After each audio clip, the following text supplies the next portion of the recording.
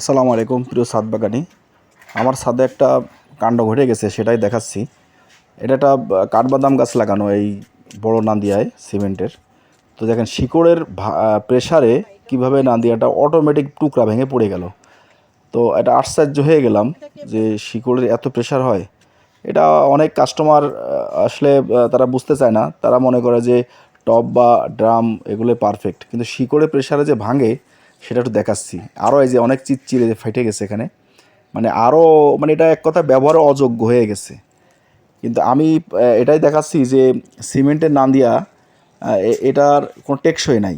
আমরা যে বলি যে জিও ব্যাগ সবচেয়ে পারফেক্ট এবং টেকসই, সেটাই পার্থক্য আজকে দেখাতে চলেছি। হ্যাঁ, তো এখানে এই যে জিও ব্যাগ একটা লেবু গাছ লাগানো, এইটা হয়তো বেশি শিকড়ের প্রেশার হবে না, এটা আমরা বুঝতেছি। কিন্তু এই জিও ব্যাগটা অনেক বয়স, তারপরও এই যে সার বা পানি দেওয়ার কারণে একটু ছ্যাদলা দেখা যাচ্ছে। এটা পানি দিয়ে একটু প্লাস্টিকের ব্রাশ দিয়ে ঘষা দিলে পরিষ্কার হয়ে যায়।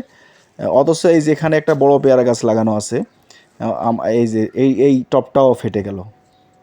আমি মানে এই বছর আমার খুবই ছাদ বাগানের ক্ষতি হলো। এইটা হলো জামরুল গাছ, এটা বড় একটা জামরুল গাছ। দেখেন জিও ব্যাগে লাগানো, তখন ছিল 200 জিএসএমের জিও ব্যাগ, আজ থেকে 6 বছর আগে। সেই ব্যাগটায় লাগানো এত শিকড় হয়েছে, এখানে উপরে শিকড় বাইশে উঠছে, অথচ ব্যাগটা কিছু হলো না, আলহামদুলিল্লাহ এখনও ব্যাগটা ভালো। এইটা সাজনা গাছ লাগানো, এটাও অনেক বয়স। এটা 300 জিএসএমের জিও ব্যাগ ছিল। দেখেন এটারও প্রচুর শিকড় হয়েছে কিন্তু গাছে। আমি চাচ্ছি ব্যাগটা চেঞ্জ করবো, অথচ কিছু হয়নি, এখনও ফ্রেশ ব্যাগটা।